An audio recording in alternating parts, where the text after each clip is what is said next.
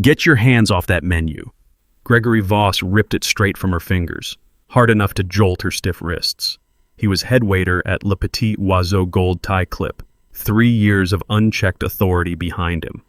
I was only looking, Margaret Whitfield said, voice soft, steady. Soup kitchen's 3 blocks down, he snapped, loud enough for 40 tables to hear. Stop pretending you belong here. She said nothing, hands folding in her lap, back straight despite the ache in both knees. He grabbed the water pitcher next ice clinking and tipped it. The freezing water hit her lap like a slap made liquid. She didn't flinch. Wrong move. Dr. Hayes completely misjudged the man behind the mop. No one knew what was coming. The hallway on the 4th floor smelled of bleach, and beneath that faintly of fear. David Foster pushed the mop in slow, even strokes, back and forth, the motion so practiced it barely required thought anymore. He kept his eyes low, his shoulders rounded, his gray uniform stiff with old stains that never quite washed out. Nobody looked at a janitor twice. That was the point. He timed every pass of the mop to bring him within 20 feet of room 4B. Behind that door, tubes and monitors kept his son breathing, the small chest rising and falling in a rhythm David had memorized down to the second. He did not go in. He was not allowed. He was as far as this hospital knew, nobody's father, nobody's anything, just a man with a mop and a name badge nobody bothered to read. He noticed everything anyway. The nurse call button that took 90 seconds too long to answer, the monitor in room 6 that had been flickering since Tuesday, the gap between the threadbare charity wing and the marble-floored executive suites 2 levels up a gap measured not in feet, but in whose lives got to matter.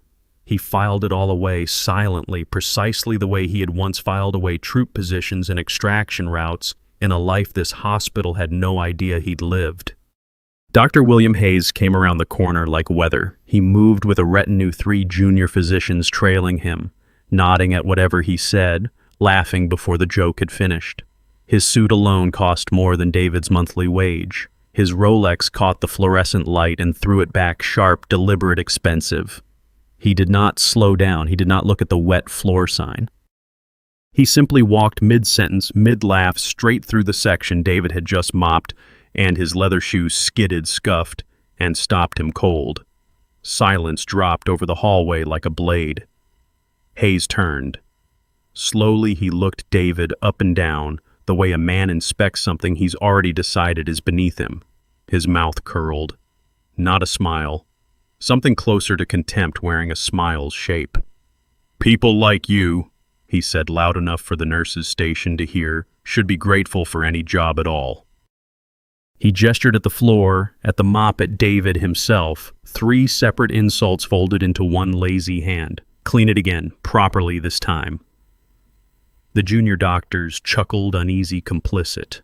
Nobody moved to disagree. At the nurse's station, Kimberly Reed froze mid-step, her cracked clipboard pressed hard against her chest. She had seen Hayes do this before to other people in other hallways, and every time her stomach dropped the same way. She wanted to say something. She thought about her own kids waiting for her paycheck, and she said nothing at all. Her silence was not cowardice. It was arithmetic, cold and necessary, the kind of math poor people do every single day. David said nothing either. His face did not change. Not a flicker, not a flinch, nothing Hayes could point to and call insolence. He lowered his head, the posture of a man who has learned that survival sometimes looks exactly like surrender, and he reached for the mop bucket without a word. Inside, though, something else was happening. He noted the time, 10:18. He noted Hayes's exact phrasing word for word, the kind of racial contempt that would sound very different, read aloud in a deposition than it did in a hallway full of people too afraid to record it. He noted the 3 doctors' faces, filing each one for later, for the audit that was already 3 weeks deep and growing. He was not being humiliated. He was gathering evidence, and evidence required patience, and patience was the one thing William Hayes had never once suspected him of having. Hayes walked away, already forgetting the interaction had happened. That was David understood the whole design of a man like this. Cruelty without memory, power without weight. He did not know he had just handed a federal case another data point gift-wrapped, time-stamped, unrepeatable. David finished the floor, then he moved on. His next stop was the high dependency unit, 3 biohazard bins overdue for emptying the ward. Humming with soft alarms, nobody had time to answer fast enough. Understaffed, overworked, and quietly dangerous. This was the kind of place where mistakes happened not from malice, but from exhaustion, and exhaustion killed just as effectively as intent. David moved through it the way he moved through everywhere in this building. Unseen, unquestioned, completely invisible. He was replacing a liner near bed 7 when his eyes caught the whiteboard above the patient's headboard. He stopped. The medication order was Hayes's handwriting, hurried, arrogant, the kind of scrawl a man produces when he believes he is too important to double-check himself.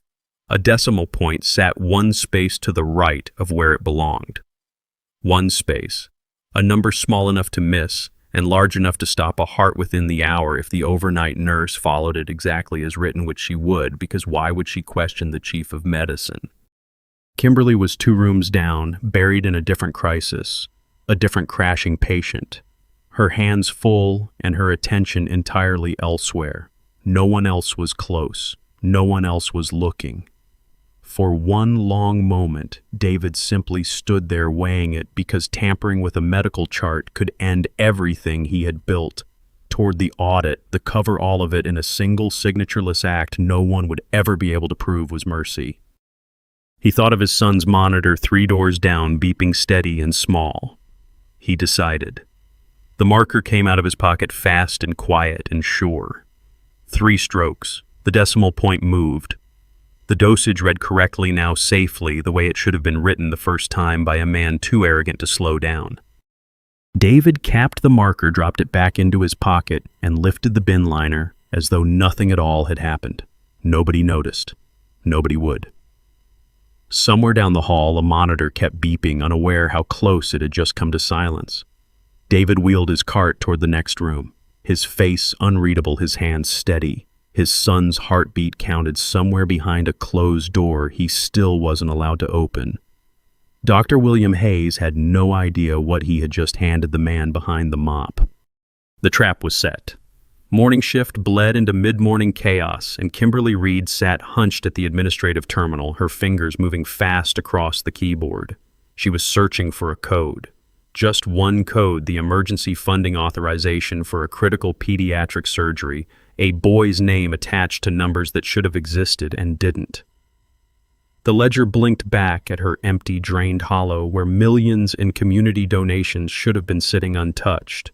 Her stomach dropped with every failed search.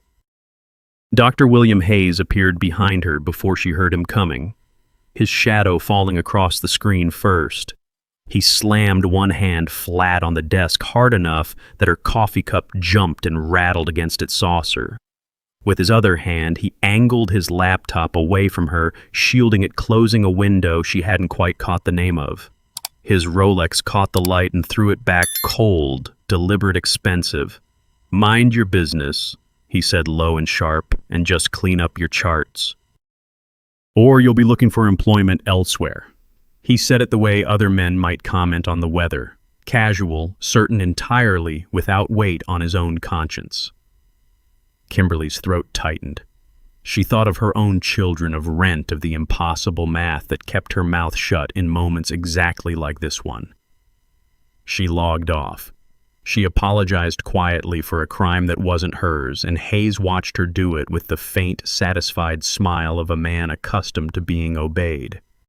A few feet away on his knees, David Foster polished brass fixtures along the baseboard. He did not look up. He did not need to. His peripheral vision had been trained on battlefields far more dangerous than a hospital corridor, and it caught everything: the angle of the hidden screen, the flash of alphanumeric file names before Hayes closed the window, the specific folder path that vanished half a second too slow. He filed it all away, silent, exact, unmoved on the surface, while his mind worked with cold, surgical precision underneath. He did not step in to defend her. Every instinct told him to. He ignored every one of them because a single misstep now would collapse weeks of careful, invisible groundwork. And Kimberly's humiliation, however cruel, was a data point he could not afford to interrupt. His restraint cost him something. He absorbed the cost without a flicker, the way he absorbed everything in this building, quietly, completely alone. Hayes walked off without a backward glance, already smiling at something a colleague had said. The pediatric charity funding erased from his mind as easily as it had been erased from the ledger. Behind him, the ward kept running on fumes, understaffed, underfunded, and entirely unaware how close its last remaining lifeline had just been cut. David waited until the corridor cleared before he moved. His 15-minute break arrived like a held breath finally released, and he took it in the basement utility closet among bleach bottles and industrial solvents and the low, constant hum of pipes overhead. The room smelled sharp, chemical, and stale. He sat on an overturned bucket, reached into the deep inner pocket of his uniform, and pulled out a device that had no business belonging to a janitor. It was small black and worth more than the hospital's entire custodial budget for the year.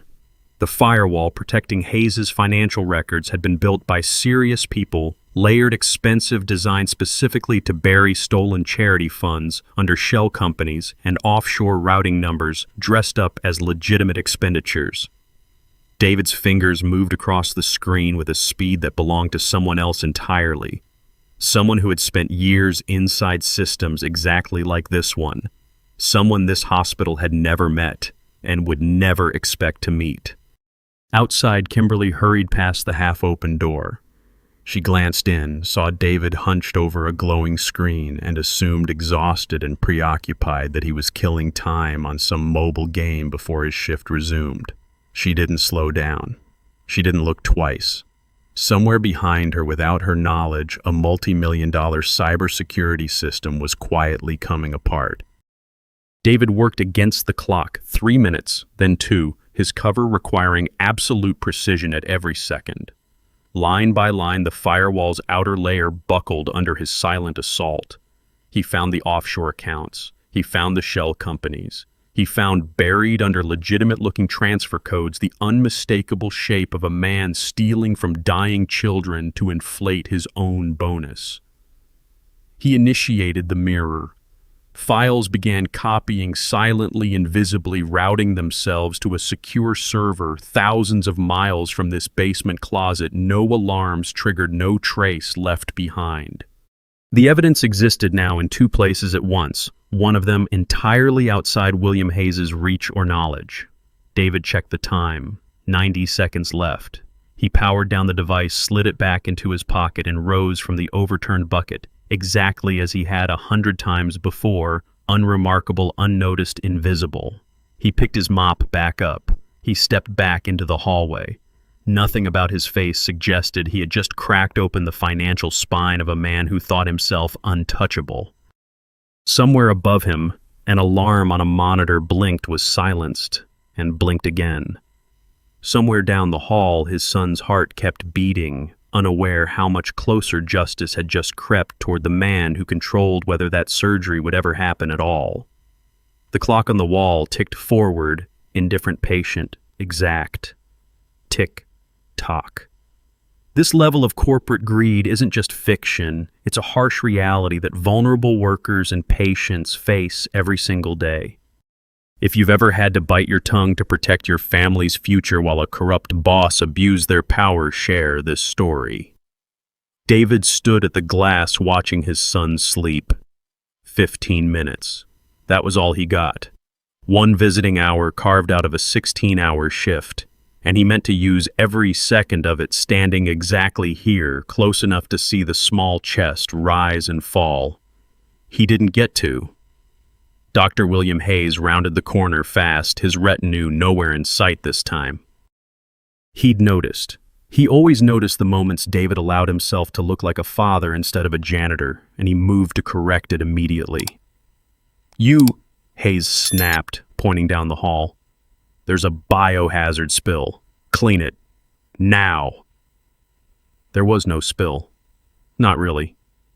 A stray glove, a smear of something minor, manufactured urgency dressed up as protocol, David knew it the instant he saw it. He said nothing.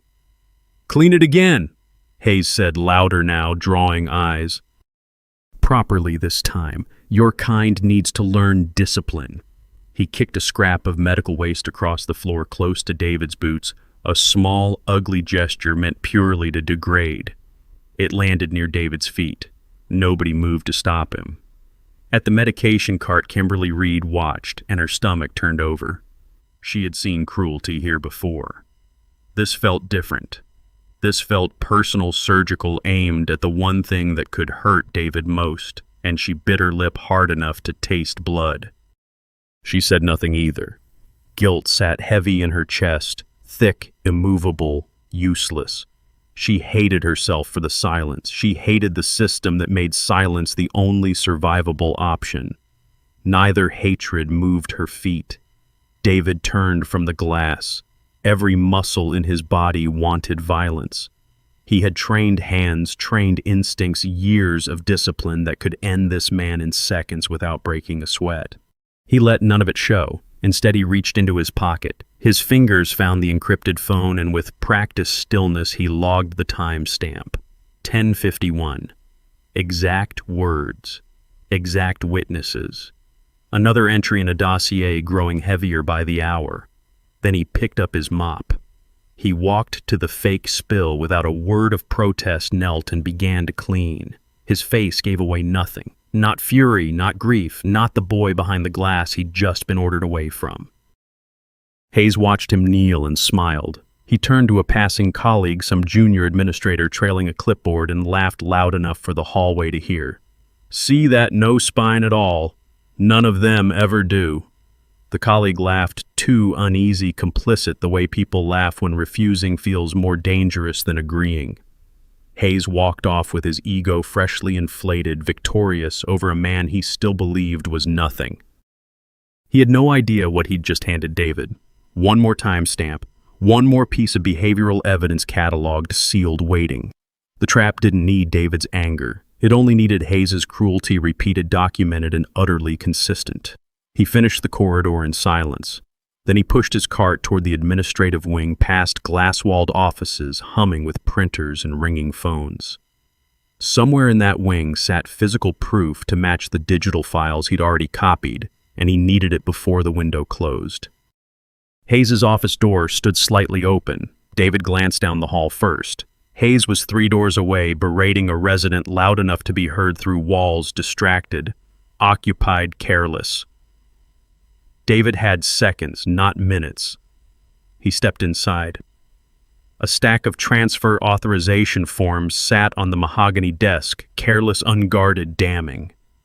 Routing numbers, dates, signatures, everything the digital trail needed to become an unassailable federal case.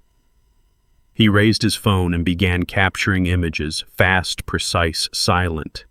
Footsteps approached from the hallway, and his pulse didn't change. Kimberly rounded the corner carrying a tray of blood samples and stopped cold when she saw him standing far too close to Hayes's desk phone, raised, clearly not cleaning anything at all. Her eyes went wide. For one long second, neither of them moved. David could see the question forming behind her expression, the fear, the confusion, the instinct to call out and end this before it became something she couldn't unsee. He didn't panic. Slowly, deliberately, he raised one finger to his lips. It wasn't a threat. It was a plea, quiet and specific, asking her to trust a man she barely knew with something she didn't understand. Kimberly hesitated. Then, almost imperceptibly, she nodded, turned, and walked away fast, choosing his secret over her boss's authority without knowing why. David finished capturing the documents, slid the phone back into his pocket, and was wiping down the door frame by the time Hayes turned the corner. Hayes didn't glance twice. Why would he? Janitors cleaned door frames. Janitors didn't matter enough to suspect of anything. And that blindness, that total institutional certainty that men like David were invisible, had just cost him everything without his knowledge. David wheeled his cart onward. Behind him, the physical evidence now matched the digital files exactly, routing number for routing number, date for date, an unbroken chain leading straight to William Hayes's signature. Kimberly had crossed a line too quietly, permanently becoming something more than a frightened witness. Neither Hayes nor the hospital noticed a thing. The corridor buzzed on, as it always did. Alarms, pinging phones, ringing, the machinery of St. Jude's grinding forward exactly as it had that morning, exactly as it would tomorrow. Somewhere behind that noise, a case was closing itself shut, link by link, and no one currently walking these halls could hear it happening. Silence. Complete silence.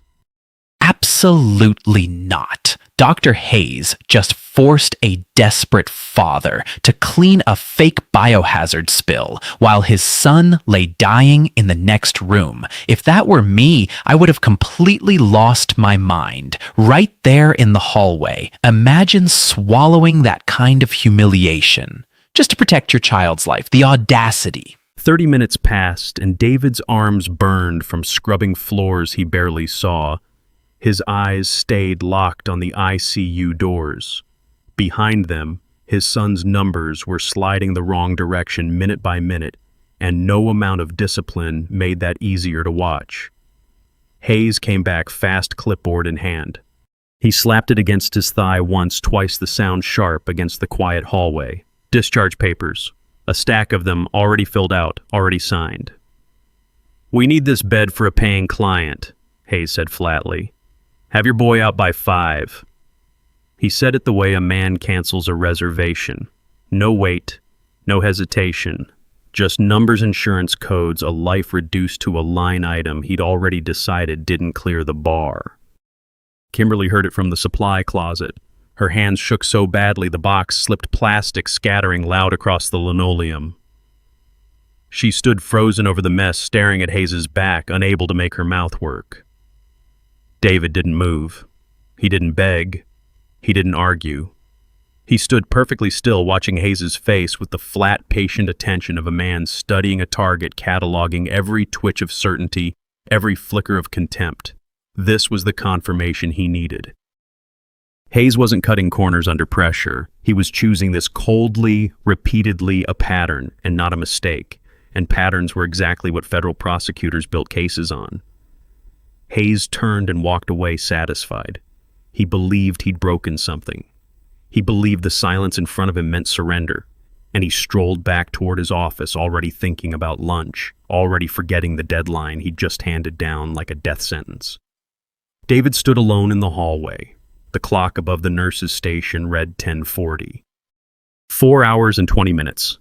He turned that number over once, filed it, and made himself breathe. Then finally, a window opened.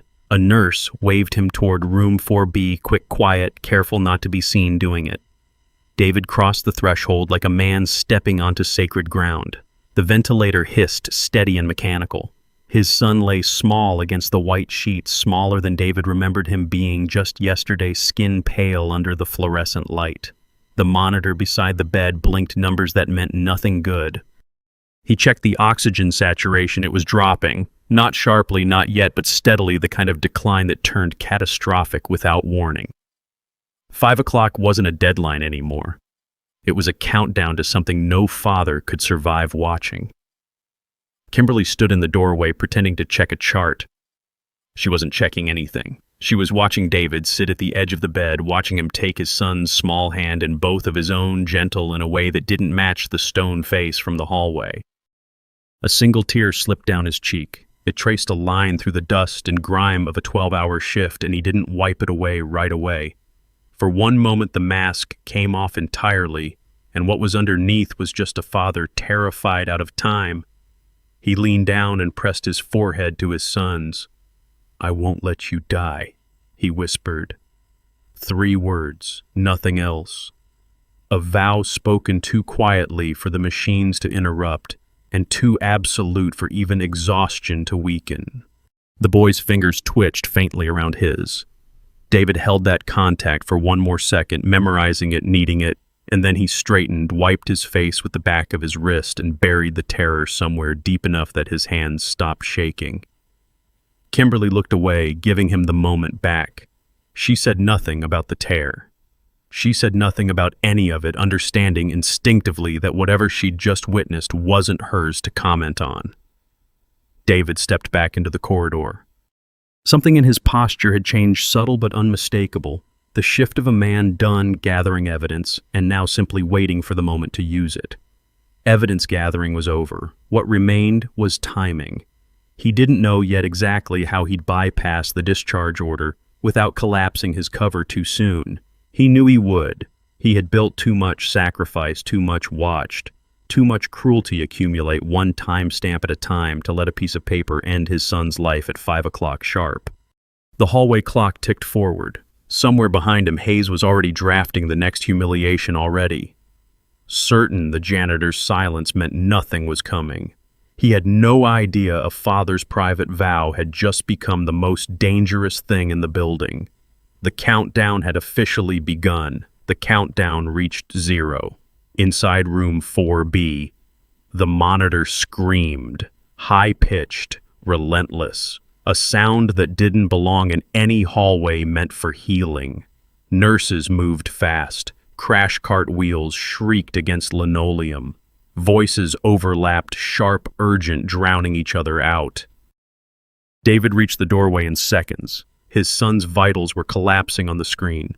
Numbers falling, no stabilizing. Just falling. Then Hayes arrived. He didn't rush. He walked in slow, unbothered, like a man arriving late to something unimportant. He stepped between the surgical team and the bed. "Remove him," Hayes said. Flat. Final. "The boy is a lost cause. We don't waste resources on charity cases." The room went cold. Kimberly broke first. She screamed his name, begging, professional composure gone entirely. Tears streaked her face, unchecked, raw. Nobody moved to override Hayes. Nobody dared. He turned toward the door, gestured at David, and barked one word at security. "Out." 3 guards closed in. Hands seized David's arms, rough immediate dragging him backward toward the hallway. He didn't fight them. His eyes stayed locked on the monitor. Every number on that screen mattered more than the pain in his shoulders, more than the guard's grip tightening, more than the humiliation of being physically thrown from his own son's room. He waited, not out of weakness, out of precision. A single wrong move now could cost everything, and he had built this trap too carefully to detonate it 1 second early. Kimberly's sobs echoed off the tile. She was on her knees now, hands pressed to her mouth, watching a child die because a spreadsheet said he wasn't worth saving. David's mind fought itself. Every trained instinct screamed to break the guard's grip, to force his way to the bed, to do something, anything with his own 2 hands. He didn't move. Not yet. Not yet. Not yet. The monitor's scream shifted. It thinned, wavered, and then impossibly it dropped into one long, flat, continuous tone. Silence beneath the alarm. The worst silence David had ever heard. For 1 full second, the entire room stopped breathing. Time didn't just slow. It seemed to stop, entirely suspended in that single, unbroken tone, a sound with no mercy in it at all. David's chest caved inward. Somewhere beneath the years of training, beneath the discipline that had carried him through this entire operation, something older and rawer surfaced. A father. Just a father. He thought for one unbearable heartbeat that he had waited too long, that the trap, the evidence, the months of silence, none of it had mattered because the one thing he'd sworn to protect was slipping away in front of him while strangers pinned his arms to a doorframe. The guards held him fast. He could have broken free. He knew exactly how 3 separate ways, each one available in under a second. He held himself back anyway, some final thread of control refusing to snap even now. Why? The question surfaced, unbidden, cruel, insistent. Why hold the line now at the exact moment holding it might cost him everything that mattered? He didn't have an answer. Not one that felt true in that instant, not with the flat line still ringing, not with Kimberly's sobbing filling every corner of the room. Somewhere in his pocket, though, something pressed faintly against his hip. The encrypted phone. Still there. Still warm from his body heat. Still holding weeks of irrefutable evidence. Still waiting for a moment David hadn't yet decided to seize. He didn't reach for it. Not yet. Hayes stood over the bed, arms crossed, unmoved, already turning toward the door, as though the matter were settled, already rehearsing the next sentence he'd use to dismiss this from his mind entirely. He had no idea what he was standing next to. David's eyes found the monitor one final time. Flat, unbroken, final. And somewhere beneath the horror buried under grief threatening to swallow him whole, a single cold thought surfaced, quiet and absolute. Not yet meant, not never. The guard's grip dug deeper into his arms. David let them hold him. For now. Decision time. Hayes's voice cut through the room, sharp with disgust. Get this trash out of my hospital.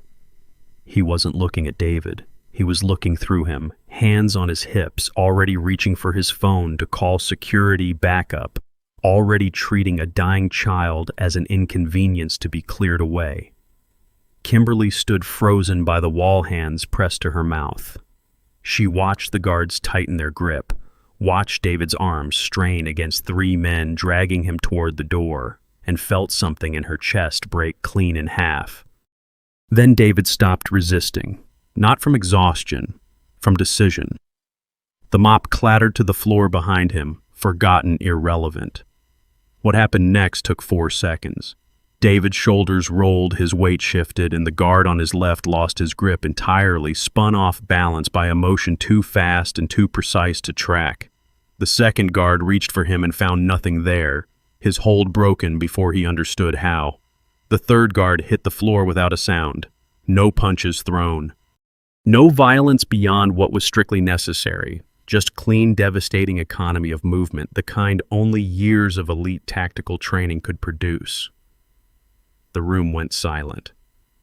Every eye in the ICU turned toward the janitor who had just neutralized 3 grown men in under 5 seconds without breaking a sweat.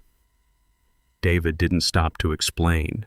He strode straight to the restricted medical mainframe embedded in the far wall, the one only senior physicians were authorized to touch, and his fingers moved across the keypad with absolute certainty. He bypassed the standard login entirely. Numbers, letters, a sequence that belonged to no janitor, no nurse, no ordinary physician on staff. Protocol 17, he said. Executive override. The lock flashed green, instantly. Alarms that had been screaming lockdown cut off mid-tone. The mainframe recognized the code, and with it, recognized an authority higher than anyone in that room had ever imagined standing among them. Hayes's mouth fell open, no sound came out. David pushed past the stunned medical staff without a glance in Hayes's direction, moving straight to his son's bedside with the calm, terrifying focus of a man who had done this before, somewhere in some other life no one here knew existed. His hands worked fast, precise, certain. Every motion economical, every second accounted for the crashing vitals responding to intervention no ordinary staff member on this floor could have performed.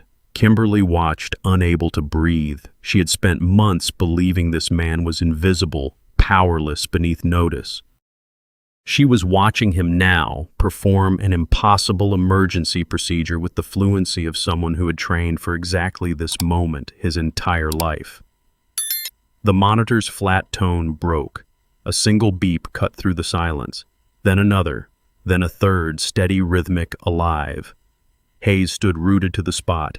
His authority, his title, his entire understanding of the hierarchy in this building had just collapsed in the space of 30 seconds. And he had no framework left for what he was witnessing. David didn't look at him. Not yet. He kept his eyes on the monitor, on the numbers climbing back towards safety, on the small chest beginning to rise and fall with something closer to strength. The invisible man vanished. The boardroom doors sealed with a soft, final click. David Foster sat at the head of the long mahogany table, his faded gray uniform, a stark, deliberate contrast against the polished wood and city view windows behind him. He had chosen not to change. Not yet. Let the room remember exactly who had walked through that door. On the massive screen behind him, The forensic audit unfolded in full line by line, dollar by stolen dollar. Dr. William Hayes stood at the far end of the table, sweat beading along his hairline, his tailored suit suddenly looking too tight, too loud, too much like a costume he could no longer afford to wear. He had been summoned here believing this was routine. He understood now that it wasn't. "This is a mistake," Hayes stammered. "There's an explanation for—" "There isn't," David said. His voice carried no heat, no triumph, just the flat, immovable certainty of a man reading a verdict already written. He gestured toward the screen. The routing numbers appeared first, then the shell companies, then the transfer authorizations bearing Hayes' own signature, each document time-stamped and cross-referenced against the digital evidence pulled from a basement utility closet weeks earlier. Federal monitors watched remotely from a secondary feed, silent, attentive, already building their own case in real time.